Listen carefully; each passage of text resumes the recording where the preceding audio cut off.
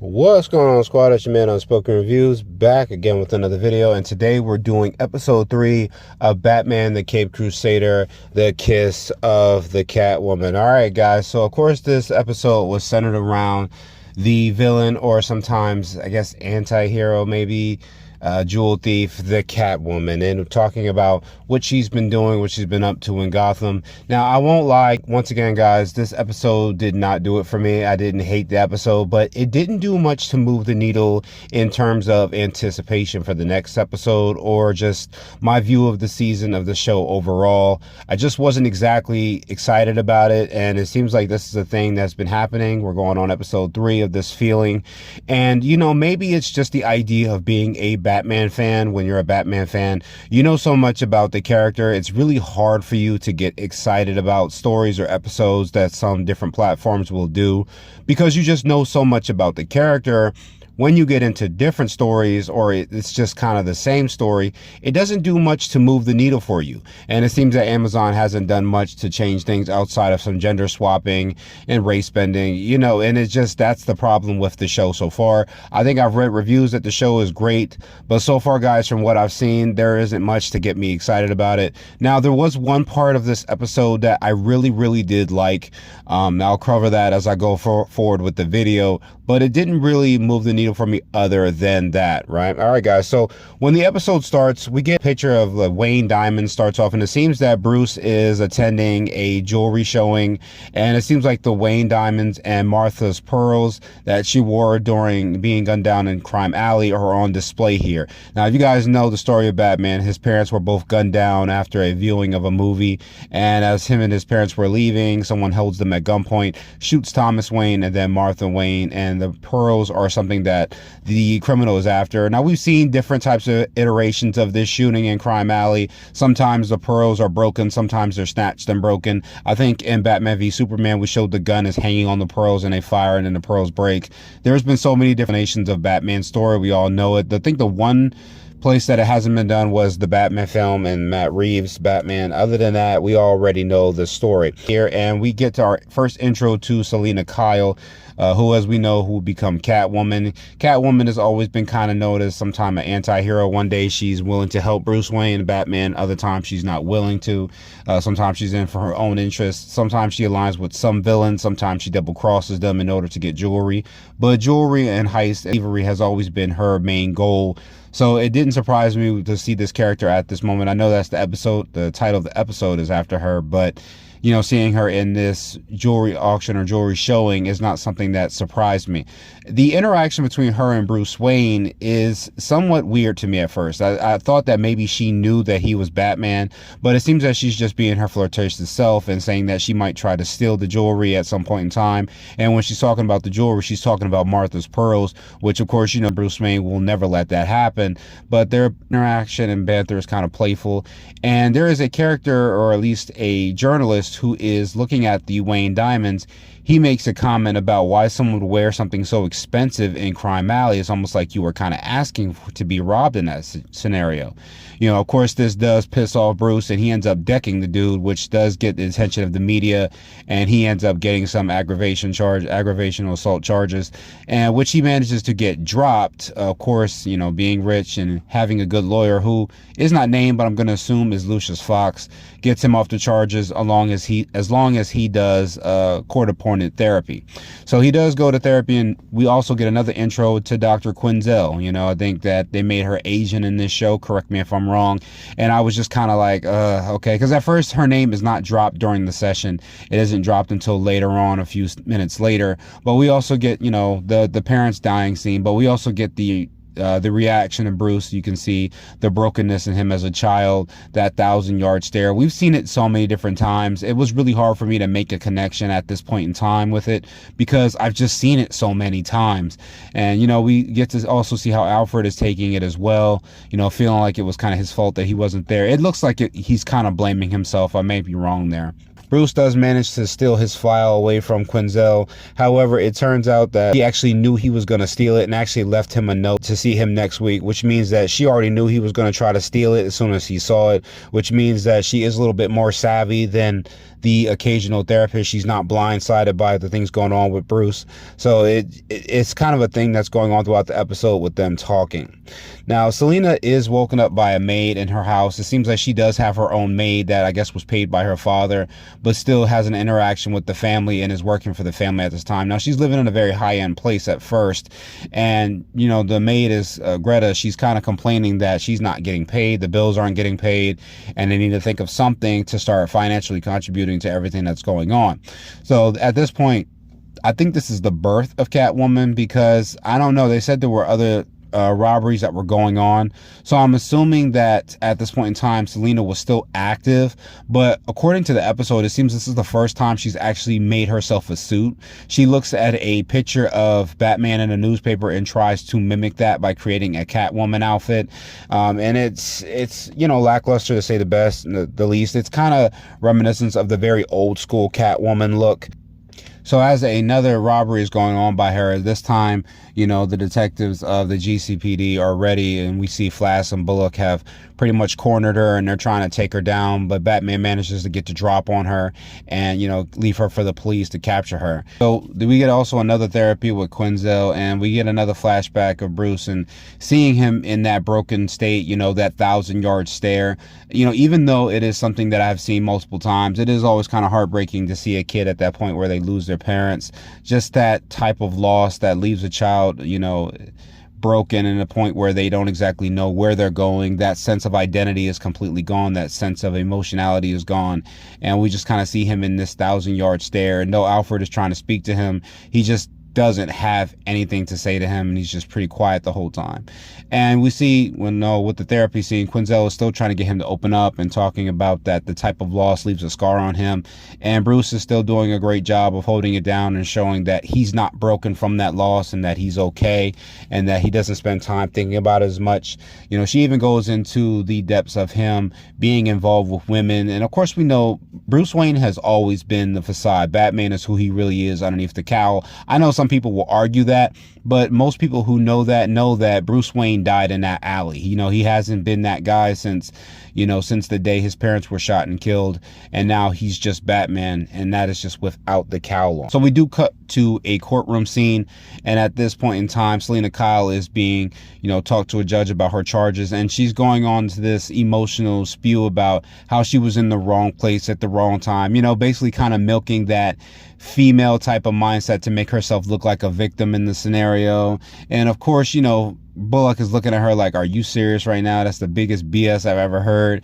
However, Dent, who is still the attorney, decides to let her off the charges and give her another chance. And this is not even the first time she's been caught on this, because the judge tells her, hey, look, this is another time that you've been caught and in trouble. We can't just keep letting this happen. But Dent decides to let her off on the charges. This does manage to piss off both Bullock and Barbara Gordon. Barbara Gordon even comes to him and says, when it's somebody else that's one of my clients, you can't wait to put them in prison fast enough. And it turns out Dent did this because she does have some pull amongst the financial and wealthy community. Even though she's not rich, her family name is still financially wealthy. So by that standard, he feels like he has to keep her out of prison, which is, once again, we get to see that small piece of corruption inside Dent not doing exactly what a district attorney should do. At this point in time, Bruce does see this and it does kind of upset him, but he's not exactly mad about it because he knows sooner or later she's going to try to do it again. And of course, she does it right after she's released, from the charges, and Batman chases her again. And of course, we do get the kind of romance scene between the two of them when she falls off the building and Batman manages to save her. They kind of kiss, and she ends up double crossing him and putting him down, and we get our first reveal at the Catwoman car. It was pretty interesting to see. It just kind of was a mimic of what we see in the Batman. Selena does make the decision that they can't stay in that house anymore because that is going to make them targets. So her and Greta end up moving out into a smaller terrible part of the neighborhood, a part of the city, in order to get away from prying eyes.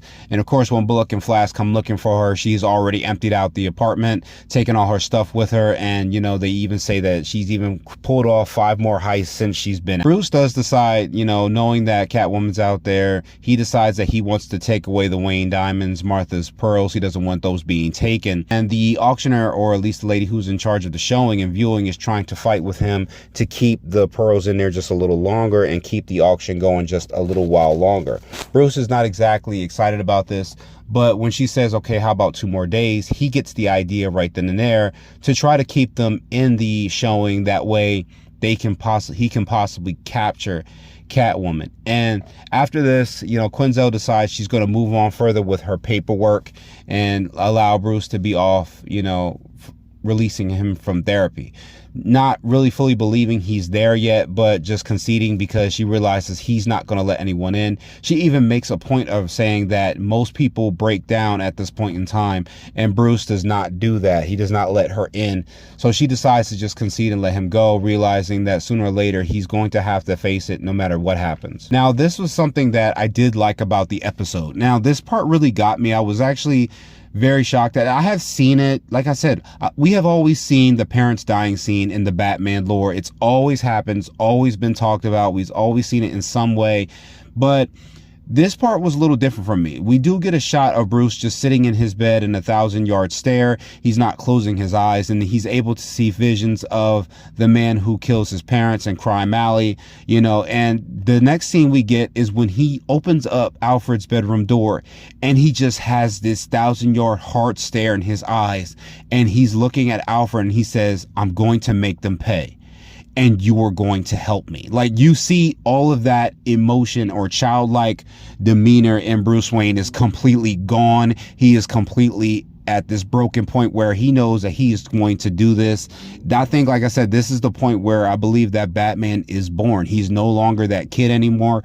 I have seen it in different parts of, you know, Batman shows, kind of like Gotham. I think that's the only time I've been able to see Bruce Wayne kind of growing, where we're able to see him developing into becoming the Dark Knight. I know that Gotham wasn't the well received show, but in terms of understanding and watching Bruce's development throughout a series, even though it wasn't technically about him, it was pretty interesting watching him go through that. You know, we also get kind of a brokenness in Alfred, where he realizes that that little boy is, he understands that he doesn't want to see Bruce go down this road, but he also loves him. And his response to also caring for his parents, believes that he has to now help Bruce through this. Okay, we don't get an idea seeing at this point what Bruce goes through to become Batman, but we do know at this point in time. To me, this scene was just very eerie and very scary, and it was very like, you get to see that strip of human being to him just becoming the Batman, and it was pretty interesting to see. So, of course, Catwoman does try to lift the pearls out of the auction from the viewing center. And as she's trying to do this, you know, Batman does capture her. He even employs a journalist nearby to take some pictures in order to capture her in the act, because they actually need full-on hard evidence to prove that she's doing this. You know, he does corner her, but she actually has like a Black Panther that she brings with her. You know, wink, wink, not the Black Panther from Marvel, but she brings a Black Panther to defend her and keep Batman busy as she escapes with the Wayne pearls. Now, as she's doing this, Batman does manage to put, you know, the Panther down, but Bullock and Flash are also on their way because they got the call and report from, you know, Central, and now they're on their way. Now, before he can get there, Flash and Bullock end up cornering her, and they end up trying to shoot her to kill her. You know, Flash ends up giving her a flesh wound in the leg, and he's actually about to kill her. And, you know, when Batman jumps in, he takes them out very quickly. And I kind of felt like this kind of was him reacting to the deaths of his parents, the way he crucially and brutally put them down. It's nothing that we haven't seen from Batman before, but you can kind of see that the trauma that has been built up over time, seeing that kind of corruption, seeing someone being put at gunpoint like that and having their life almost taken, puts Batman in a position where he has to go to this limit. So he does manage to put the two of them down really quickly. And however, the journalist does get some pictures of this. And even though Batman does capture Catwoman, he leaves her for the police, and he doesn't care about the other pictures being run. He's fine with that. He just asked that they make sure that he prints out what Catwoman has done. Now, this does leave some problems for Catwoman, of course, now that she's arrested. She does try to call Greta, her maid, in order to get her off the charges or to sell some of the stuff. However, Greta is 4 or 5 steps ahead and has managed to sell a lot of the stuff in order to finance a small trip to the Bahamas. So she has abandoned Selena, you know, has left her. And it's funny because Selena tries to tell her that she's a double-crossing crook, and she kind of is like, oh yeah, what am I to say anything? It was really funny at that point in time, but it was interesting seeing that character kind of get back at her like that. For, you know, what can you expect? You know, someone's been working for you for free these past couple years and you've been getting off. I mean, you couldn't have expected anything less at this point in time. I mean, I don't know very many other people who work for free. You know, somebody would have did that. So she ends up leaving Selena high and dry. You know, Batman is in his element, and, you know, Alfred says that it's surprising that he did that, but Batman says that this will let everyone know that he's coming for all of them. You know, even because Alfred does make a comment that those pictures of him knocking out the police officers was put out there and it's going to leave a negative response to the community. However, Batman does say, well, this will let everyone know that I'm coming for them. Anyone that breaks the law, anyone who steps outside of it, they will have justice brought to them, whether or not you were a cop or not. And, you know, Alfred does try to, you know, call him out on some of the trauma that he's dealing with. And of course, Batman does immediately dismiss it. And that is the end of the episode, with Alfred hearing the gunshots around the corner. I don't know why we had to see that scene again. It seemed like it was just kind of inserted in there. I don't know. Maybe it was, I thought maybe it was going to be a scene of the way Alfred took the loss, but we just kind of hear the gunshots and he runs off into the alley. And I was just kind of like, what was the point of that scene? But okay. But outside of that, guys, the episode was lackluster for me. I wouldn't say that it was terrible, but I can't deny that it didn't move the needle for me. You know, I'm going to watch episode 4 pretty soon here. But it just, so far, I don't know exactly what the reviews of this show is. It seems like people who are reviewing it are people who don't know much about Batman, and they're just kind of caught up in the lore of it. Maybe they don't know about the character, but there was nothing in this episode that made me feel like, oh man, I can't wait to watch the next episode. It didn't do any of that for me. But I don't know. We'll see what happens with the rest of the season. I will catch you guys in the next one. Later.